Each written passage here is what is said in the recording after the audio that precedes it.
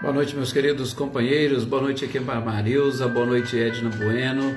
Boa noite também, Andréia Vieira. Boa noite, Paulo Henrique Bueno. Boa noite também, Tuca. Sejam bem-vindos. Boa noite, Marcelo Machado. Boa noite, Regina Assunta. Graças a Deus, Paulo, tudo na paz do Senhor. Um abraço para vocês. Boa noite também, Cecília e Reinaldo.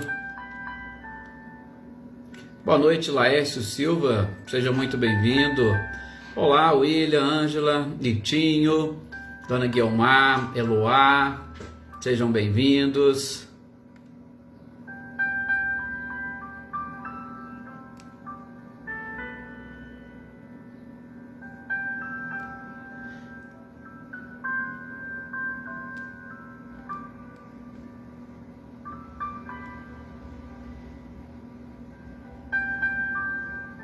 Olá, Ricardinho e Lúcia, boa noite também para vocês. Boa noite, Daniele Diamantino. Boa noite, Wagner Pimentel. Boa noite, Eveline, Roberta e Gabi. Boa noite, Valdete. Sejam também todos muito bem-vindos. Joana Camargo, boa noite. Adriana Dantas, boa noite também. Seja bem-vinda. Você, a Andréia Dantas. Eu estudo ontem, Joana. Tudo certinho lá no grupo de vocês, falando sobre o orgulho e a humildade. Claudionor e Eliane, boa noite para vocês. Boa noite também para todos os seus amigos, para quem vocês compartilharam, né, a nossa página. Graças a Deus, Aldete, tudo na paz, como sempre. Olá, Célia, boa noite, seja bem-vinda. Você, todos os nossos companheiros aí do A Caminho da Luz, a Cida, o Luiz, a Cidinha, sejam todos muito bem-vindos. Leopoldina, boa noite também para você. Boa noite, Marli das Dores. Boa noite, Oneida Alves. Sejam todos muito bem-vindos a mais essa nossa leitura, estudo. Ai, que bom, Joana. É sempre bom, né, quando a gente faz assim alguma leitura que mexe com a gente, né, que acrescenta alguma coisa, traz algo diferente. É muito bom, é muito gostoso, muito agradável, com certeza. Boa noite também aqui para a Lourdinha, para o Camilo, para a Eduarda, para o Geraldo. Boa noite, Amanda Laveza, Elaine Laveza e Robson. Boa noite também para o Márcio, para a Salete, para o Gustavo. Iraci, boa noite. Boa noite, como sempre, Leopoldina, na proteção de Jesus. Maria Eleusa, que bom poder falar boa noite para você aqui nesse horário. Olá, Marinha, boa noite também, seja muito bem-vinda. Boa noite, Ercília Machado, boa noite também para a Selma e para o Dinho. Sejam todos muito bem-vindos.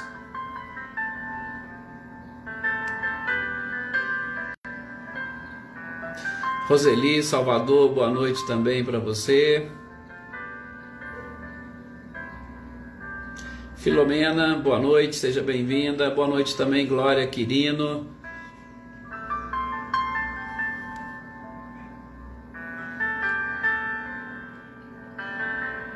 Já está aqui praticamente na hora de nós fazermos a nossa prece, pedimos a permissão, né, a esse mestre incomparável para nós fazermos a nossa leitura e estudo. Boa noite, Sr. Antônio Pazotto e Isabel, sejam bem-vindos. Você, todos aí de São José do Rio Preto, sejam muito bem-vindos.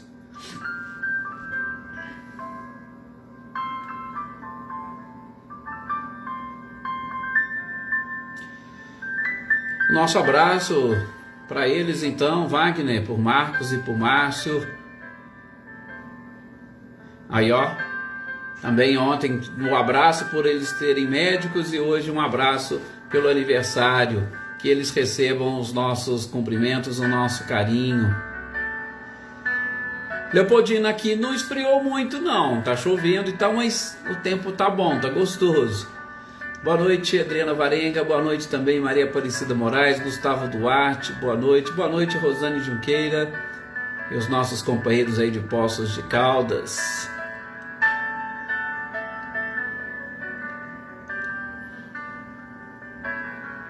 Sr. Antônio Onofre, boa noite. A gratidão é sempre nossa por estarmos todos juntos aqui participando, né? Isso, Andréia, por favor, leve um abraço até eles.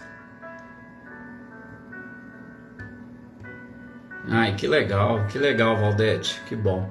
Vamos então fazermos a nossa prece. Olha lá, ó, Leopoldina, o Wagner já falou que lá tá quente e sem chuvas, né? Esse nosso Brasil, ele é fantástico, ele é maravilhoso, né? Bem, meus queridos companheiros, vamos agora então nesse instante levarmos o nosso pensamento mais uma vez, deixando de lado aí as nossas preocupações, as nossas ansiedades.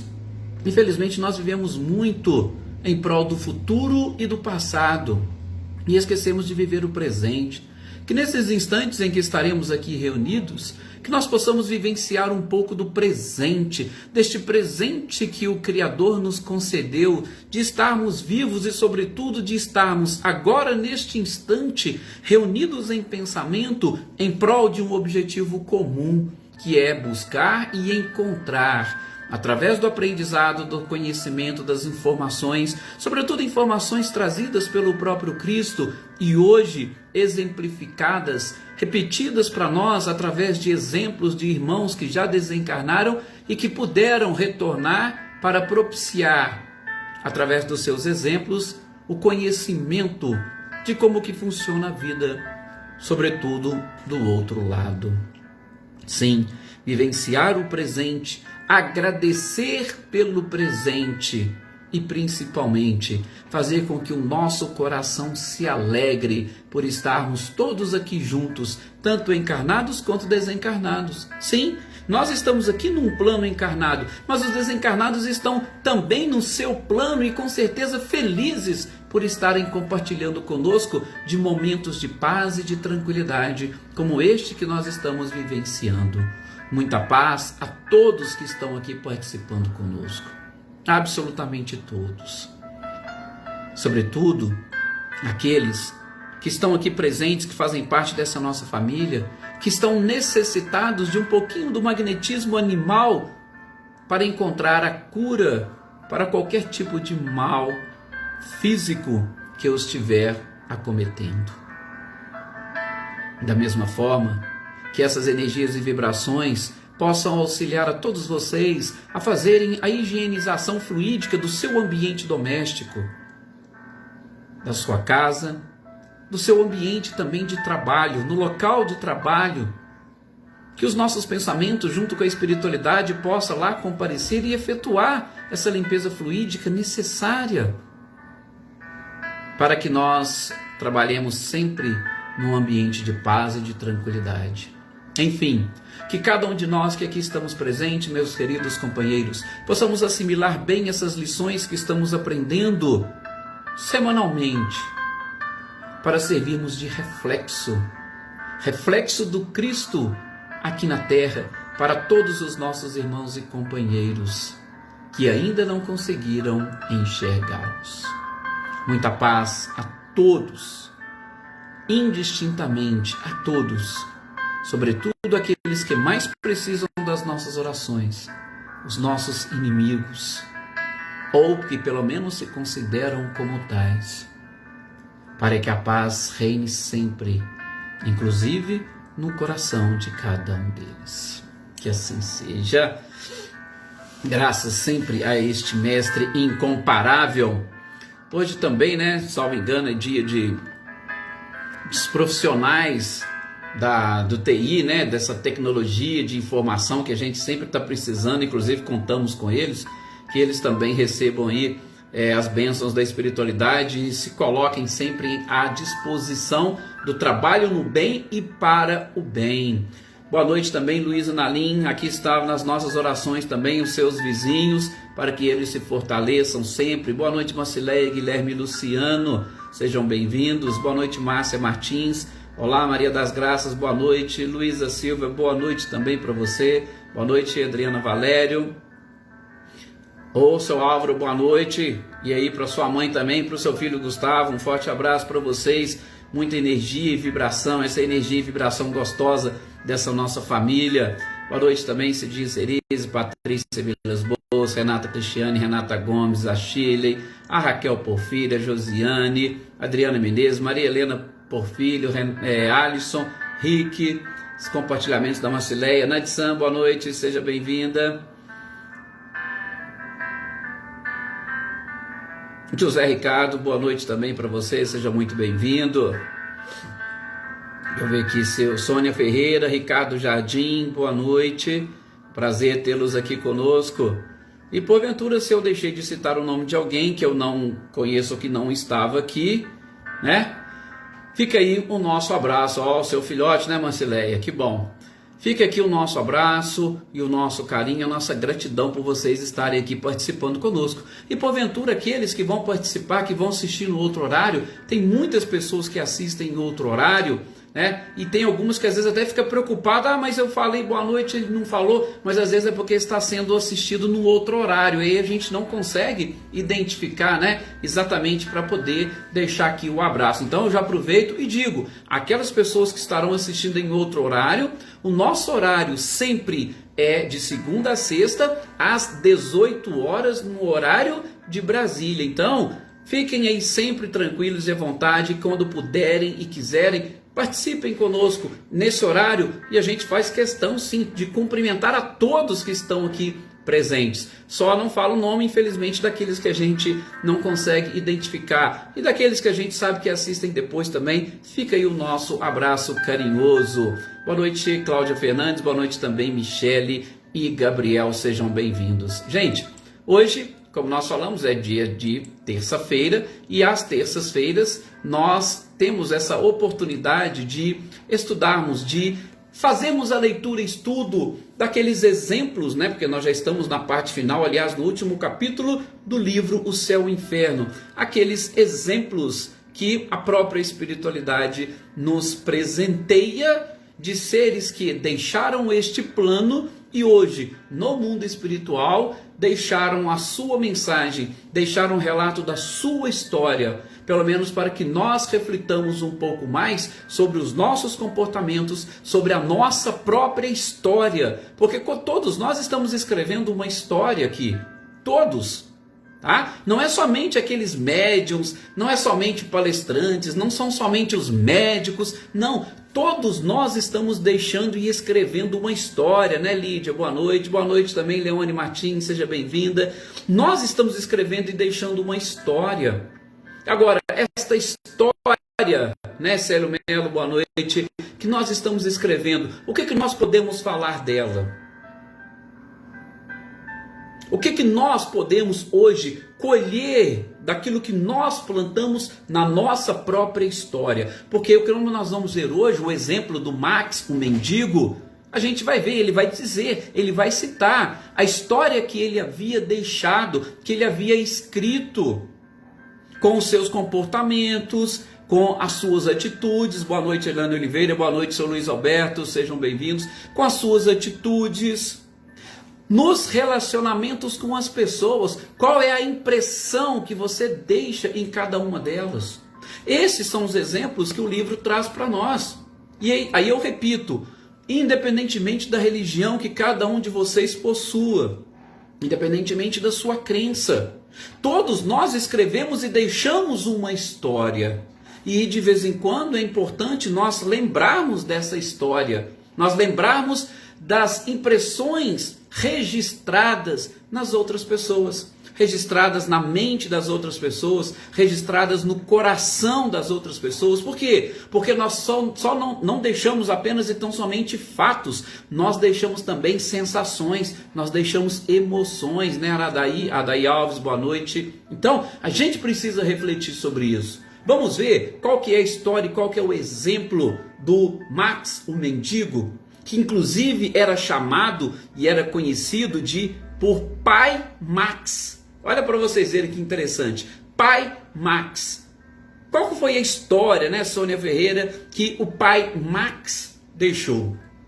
Kardec já vai trazer o seguinte, que ele morava num vilarejo lá da Baviera e que morreu por volta de 1850. Já morreu velho, tá? E Kardec fala quase centenário, não chegou a detalhar a sua idade, mas foi quase centenário. E ele era conhecido por Pai Max. Por quê? Porque, primeiro, ninguém conhecia a sua origem. Isso é algo interessante, né? Boa noite, Jossanã. A gente hoje, ou nós vivemos no mundo de hoje, onde as pessoas vivem muito em função da família, né? A família de fulano de tal, quando não é questão de autoridade. Você sabe com quem você está falando, você sabe quem eu sou. Então tem muito disso. Mas naquela época, e aí a gente vai vendo, vai percebendo a evolução da própria sociedade. Mas naquela época, as pessoas não se preocupavam nem muito com registros, não. Então, conhecia a pessoa, chamava ela por tal nome, pronto. Era assim que ela era conhecida, né? Então, esse Pai Max, que ninguém conhecia a sua origem, por quê? Porque ele não tinha família, ele ficou órfão muito cedo, e a gente vai ver isso mais no finalzinho, quando ele deixa o seu próprio relato. E ele vai dizer que por quase 50 anos, gente, imagina, por quase 50 anos, e aí eu já vou adiantando, na história que ele conta, ele vai dizer que o acidente aconteceu com ele quando ele tinha mais ou menos 40. E por mais 50 anos, ele viveu enfrentando enfermidades que não deixavam ele trabalhar para poder conquistar o seu próprio sustento. Boa noite, Dona Luzia, Luísa, Celeida também estiver por aí. O nosso abraço, Lígia Lima, boa noite. Então, vejam que interessante. Ele, com 40 anos, teve um acidente. Desse acidente ele viveu mais 50, e desses 50 anos enfermo, não tinha condições de trabalhar. Então o que ele tinha que fazer? Ele tinha que viver, ou para viver ele dependia da mendicância. Ele dependia da ajuda e do auxílio das outras pessoas. E aí até conta, né, Kardec, que ele disfarçava, que vendia algumas coisas, almanaques e pequenos objetos nas fazendas, mas exatamente para que ele conseguisse receber alguma coisa, que ele conseguisse ganhar para ele sobreviver. As crianças, e principalmente, né, o povo dali, começaram a apelidá-lo de Pai Max. Olha para vocês, de Conde Max. E ninguém falou o porquê, quando que começou tudo isso. Apenas o chamavam de Conde. E olha que ele era mendigo e andava com roupas rasgadas, com as roupas que ele conseguia ganhar. Então não tinha nem muita condição. Mas por que chamavam ele de Conde? Ninguém sabia, né? Talvez pelo seu porte, talvez pela sua educação, mas ninguém, absolutamente ninguém, explicou o porquê o chamavam de Conde Max. E aí vocês vão ver que interessante, por conta da sua própria história. Sim, né? E essa história, muitas das vezes, gente, ou a nossa história, nós carregamos na nossa própria estrutura do nosso corpo. Vocês podem ver, garanto a vocês que vocês já devem ter, por exemplo, se deparado com crianças que, apesar da tenra idade, se comportam como verdadeiros gentlemen, como verdadeiras damas. E aí você vai falar, e às vezes não é nem questão da educação, não. Às vezes é algo que está lá dentro, o seu porte, a sua forma de andar. São tudo coisas que as pessoas, que os espíritos trazem impressos no seu próprio corpo espiritual, no seu perispírito. Boa noite, Edna. Boa noite também, Luciano. Então, há esse tipo de impressão que nós trazemos, e aquilo ali não deve passar despercebido por nós. Cada um de vocês devem ter aí também as suas características. De novo, nesta história que nós estamos escrevendo hoje, nós trouxemos algumas características do passado, e este passado automaticamente vai mostrando para nós o que é que nós precisamos aprender hoje.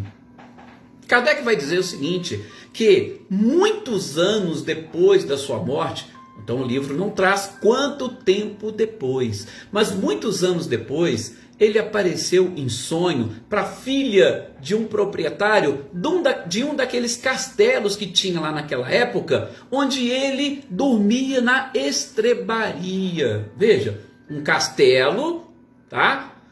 Que existia, e onde a família deixava ele dormir na estrebaria. Ele apareceu em sonho para uma das filhas desse proprietário.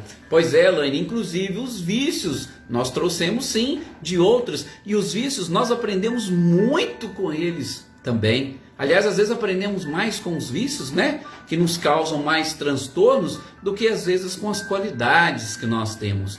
Nós temos a oportunidade de aprender com tudo, mas a gente podemos dizer que infelizmente, como somos ainda renitentes, né? Como a gente ainda briga com o bem, o mal acaba chamando mais a nossa atenção.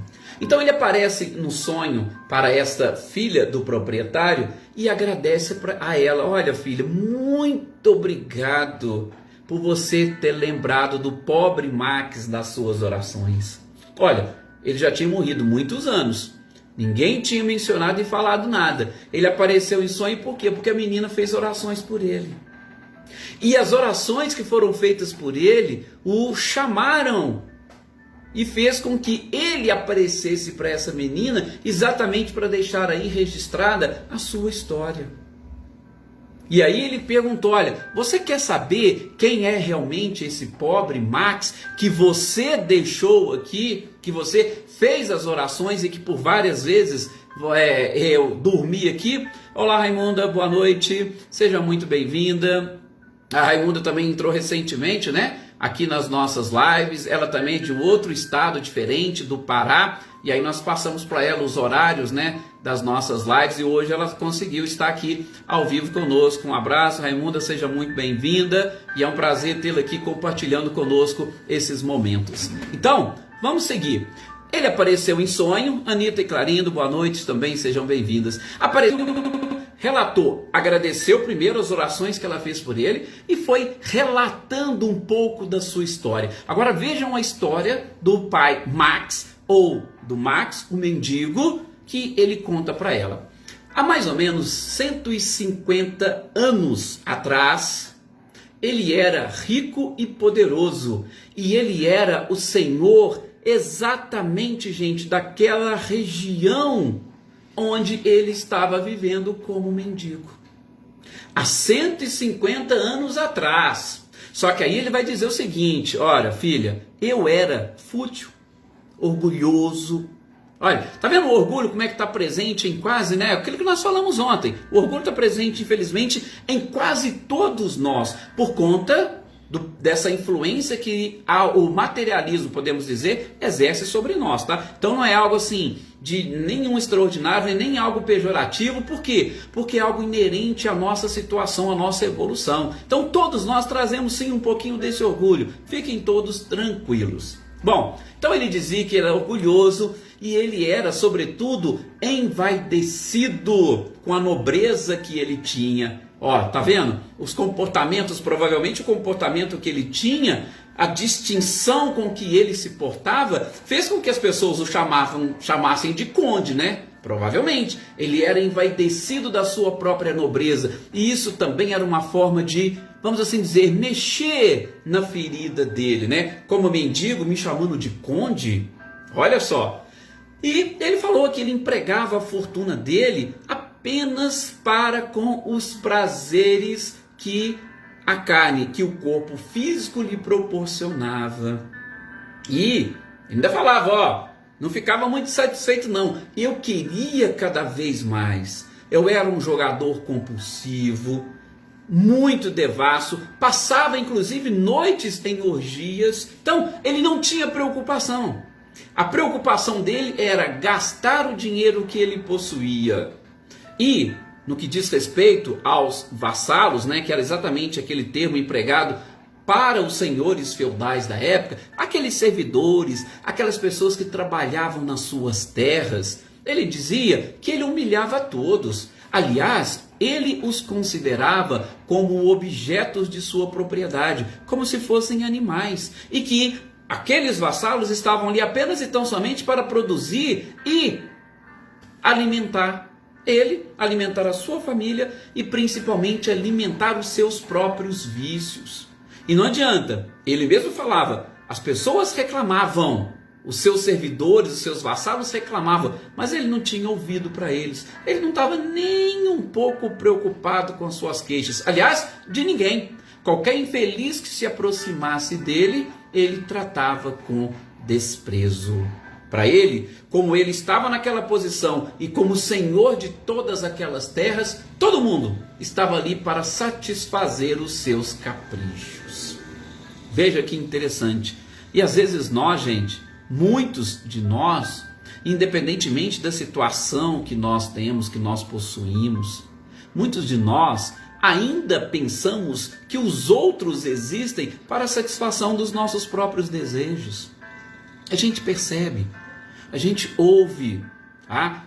Muitos aí devem trabalhar em atendimento fraterno. A gente ouve as pessoas dizerem, reclamarem ou às vezes exporem que dentro dos seus próprios lares existem alguns que acham que a vida gira ao redor de si e que todo mundo está ali para servi-lo.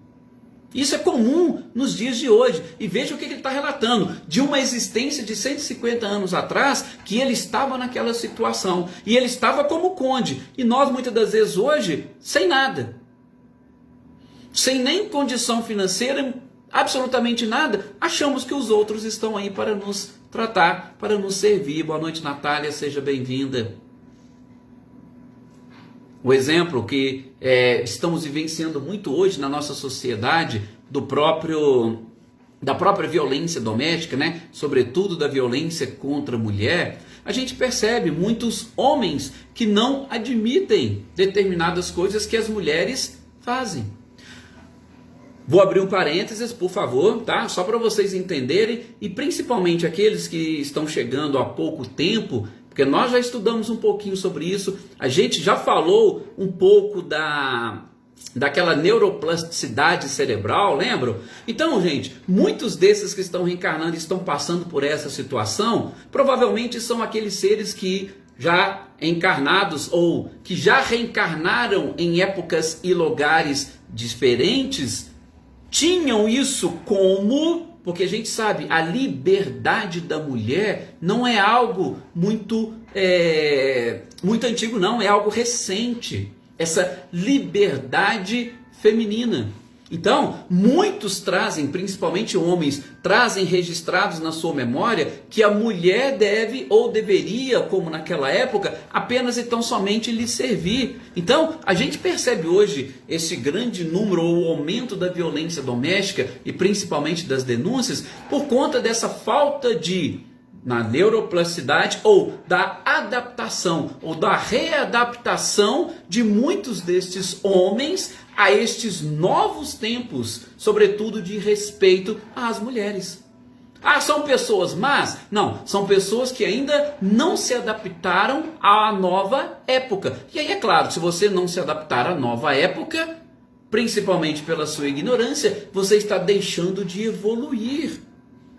Tá? Fechando parênteses, isso aí a gente já comentou, em outras oportunidades a gente vai falando. Mas é só para mostrar para vocês que este exemplo que o Max Mendigo traz para nós aqui, que ele achava que tudo girava ao seu redor, acontece hoje, em vários lares deste nosso planeta, nesta época em que nós estamos vivendo. Então, não é só com relação àqueles que têm dinheiro, que têm muitos bajuladores à sua volta. Não, isso acontece dentro do nosso próprio lar. É às vezes um filho que tem um pouco mais de dificuldade e acha que tem que ser tudo para ele, às vezes é uma filha, às vezes é um pai, às vezes é uma mãe e por aí afora. Só para nós observarmos. Boa noite, Helena Coelho, seja também muito bem-vinda. E aí ele vai dizer o seguinte, como ele era dessa forma, ele desencarnou cedo. Lógico, ele desencarnou cedo um pouco por conta da própria expectativa de vida antigamente, né?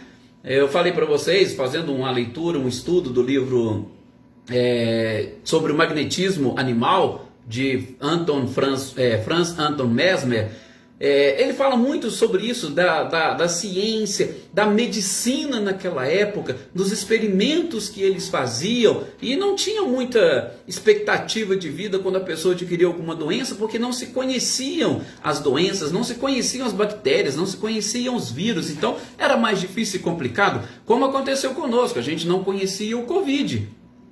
Como não conhecíamos o Covid, quantas vidas ou milhares de vidas não foram ceifadas até que descobríssemos uma vacina para poder paralisar um pouco. Então, só para a gente ter uma ideia, naquela época era mais difícil ainda.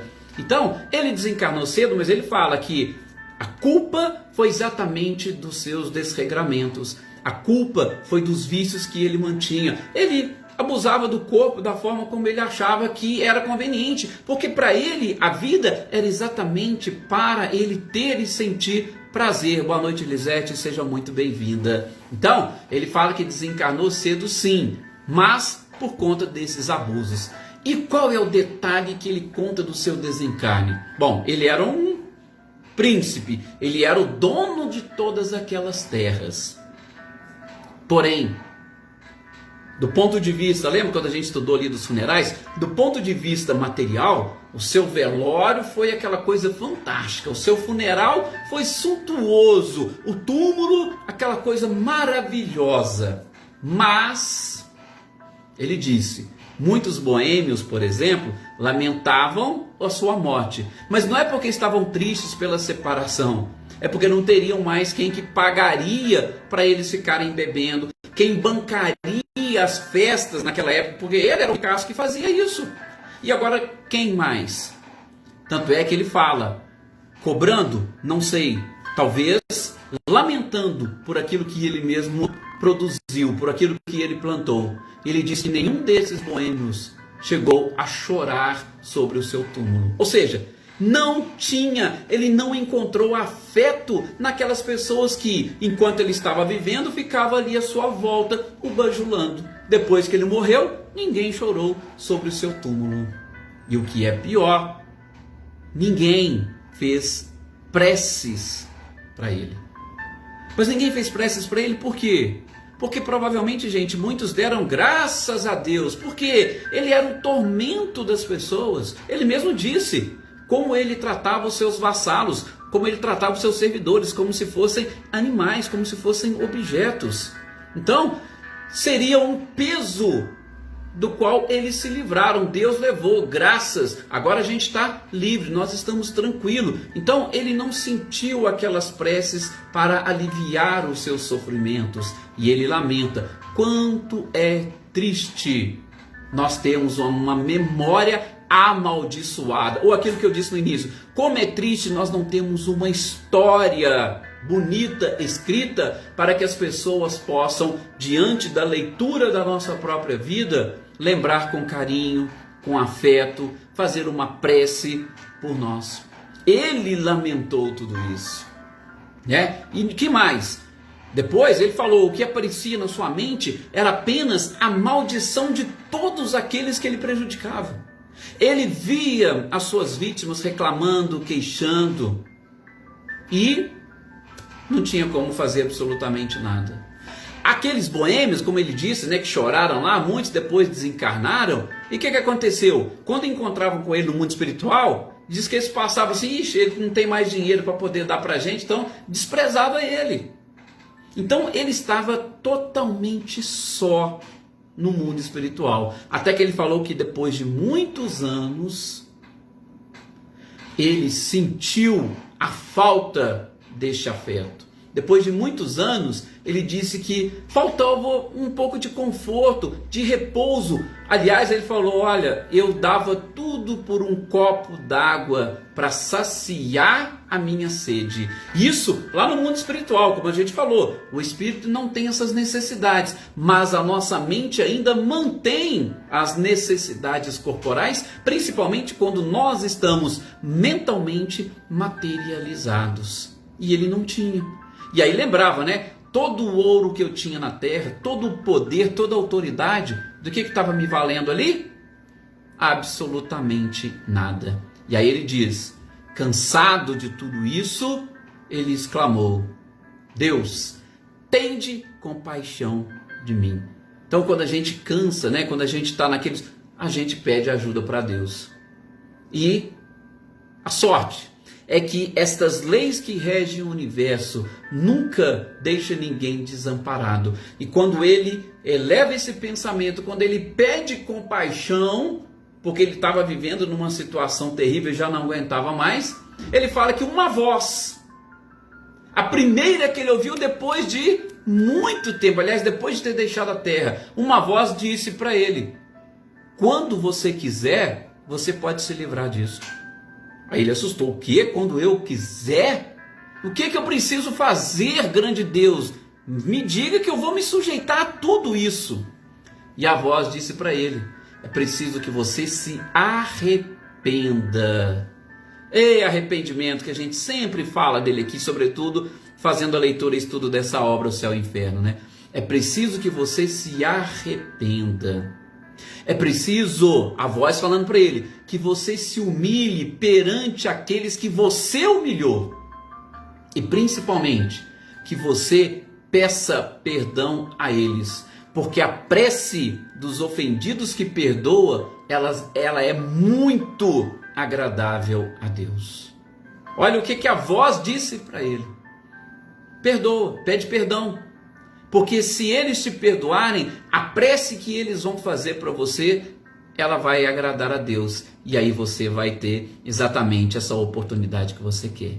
E aí ele diz que se humilhou, porque ele sentiu, o sofrimento o despertou. Ele se humilhou, pediu perdão, e à medida que ele ia pedindo perdão, ele ia vendo desaparecer aqueles rostos cobradores que estavam ali à sua volta, e foram sumindo, e aquilo para ele fez uma transformação. Interessante que ele fala assim, que se transformou de desespero em esperança em pouco tempo. E logo quando ele já vislumbrou praticamente tudo limpo, veio a mesma voz e começou a chamar, já ia conversar com ele, chamando de príncipe. Ele disse que interrompeu na hora: opa, príncipe não. Não há outro príncipe aqui que não o próprio Deus. Aí você já vê que ele muda completamente a sua forma. Que príncipe o quê? Quem sou eu? Eu já vi e aprendi que isso não me levou a absolutamente nada. Absolutamente nada. Eu não quero títulos. Eu quero e eu preciso de outras coisas.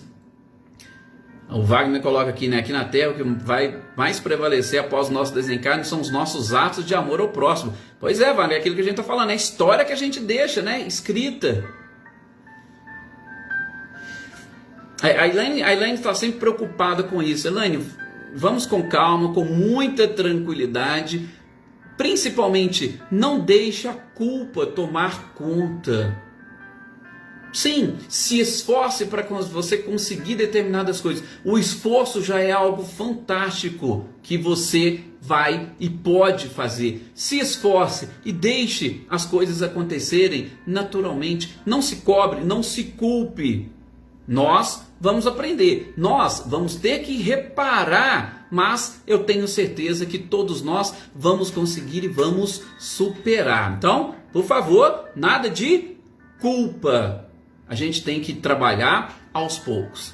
Bem, e para a gente ir fechando aqui, né? Aí ele vai contar, vai falar para aquela menina que ele apareceu em sonhos, deixando ali relatada a sua história. Ele vai falar: olha, minha criança, eu nasci, depois que eu passei por esse processo, que eu me arrependi e que tudo mudou, eu tive a oportunidade de reparar. Aí eu sim, nasci de uma família de burgueses pobres, fiquei órfão cedo e mesmo órfão fui trabalhando, era uma pessoa honesta, não pegava nada de ninguém. Por quê? Porque aquilo tudo mexeu comigo, estava muito vivo e presente na memória. Ele acreditava em Deus, coisa que antes da encarnação anterior ele nem tinha preocupação.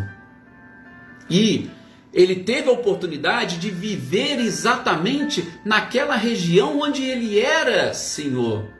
E aquele castelo que pertencia, né, ao pai daquela menina, onde ele dormia na estrebaria, ele falou: eu vivi nesse castelo e muitas das vezes eu estava aqui dormindo e em desdobramento eu ia lá para o castelo e relembrava todas as festas, tudo aquilo que eu vivenciei. Só que aquilo, quando eu acordava, me trazia uma certa tristeza e uma amargura, mas eu estava firme no meu propósito e em momento algum eu reclamei. E isso que fez com que ele conseguisse vencer e superar. Ele repete isso: queixa nenhuma escapou dos lábios dele, mesmo passando por aquela situação. E ali ele estava, mais uma vez, reparando o seu próprio erro. Porque todas aquelas pessoas que ele humilhou, ele vivia das migalhas que as pessoas lhe ofertavam. Ele não tinha condições de trabalhar, mas com resignação ele conseguiu superar. Por fim, ele disse que estava feliz. Ele estava feliz exatamente por ele ter conseguido superar, e ninguém imaginava como ele estava ali no plano espiritual vivenciando tudo aquilo. Ele estava agora recebendo a recompensa pela sua própria reparação.